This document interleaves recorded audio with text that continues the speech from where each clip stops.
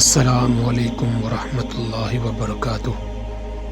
اس تحریر میں محبت کے حوالے سے یعنی کسی بھی شخص کے دل میں بے پناہ محبت پیدا کرنے کے لیے بہت ہی خاص اور مجرب وظیفہ پیش کر رہے ہیں۔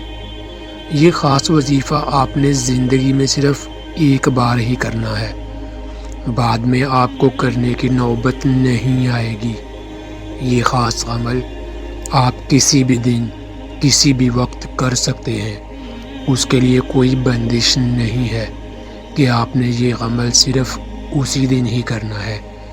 یہ وظیفہ کسی بھی شخص کے دل میں اپنے لیے محبت پیدا کرنے کے لیے کیا جا سکتا ہے۔ یہ بہت ہی کامیاب عمل ہے۔ اس عمل کو جس بھی ہماری بہن نے اور بھائی نے کیا ہے، انہوں نے 100% کامیابی حاصل کی ہے۔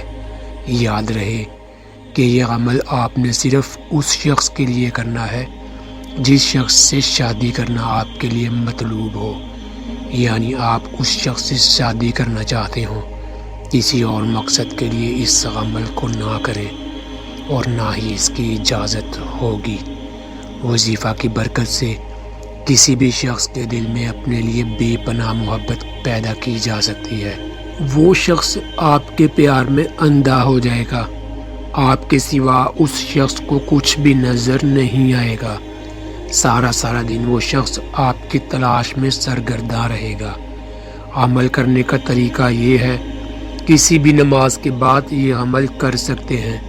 کرنا یہ ہے کہ کوئی بھی نماز پڑھنے کے بعد آپ نے جائے نماز پر بیٹھ جانا ہے، قبلہ کی طرف منہ کر کے۔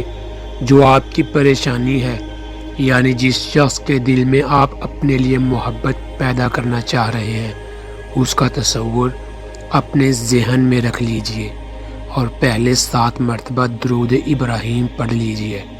یہ نماز والا درود ہوتا ہے، اور جب آپ 7 مرتبہ درود ابراہیم پڑھ چکے تو سورۃ الفاتحہ جو قرآن کی پہلی سورت ہے 101 مرتبہ پڑھ لیجئے۔ پھر آخر میں 7 مرتبہ درود ابراہیمی پڑھ کر آپ نے پھر اپنا نام، اپنی والدہ کا نام اور مطلوب کا نام اور اس کی والدہ کا نام لے کر اللہ پاک سے دعا کرنی ہے، اے اللہ کریم، اپنے محبوب کے صدقے سے مجھے میرا مطلوب عطا فرما دے۔ اور 3 مرتبہ اس دعا کو دہرانا ہے۔ ناموں کے ساتھ جب پہلی دفعہ مانگیں گے تو نام لیں گے، پھر اسی طرح 3 دفعہ دعا کرنی ہے، اور ہر دفعہ اپنا نام اور اپنی والدہ کا نام اور مطلوب کا نام اور اس کی والدہ کا نام لے کر آپ نے دعا کرنی ہے۔ انشاءاللہ یہ وظیفہ کرنے کی برکت سے آپ جس شخص کے دل میں اپنے لیے محبت پیدا کرنا چاہ رہے ہیں، وہ شخص آپ کی محبت میں پاگل ہو جائے گا، آپ سے ضرور رابطہ کرے گا اور تمام گلے شکوے ختم کر دے گا۔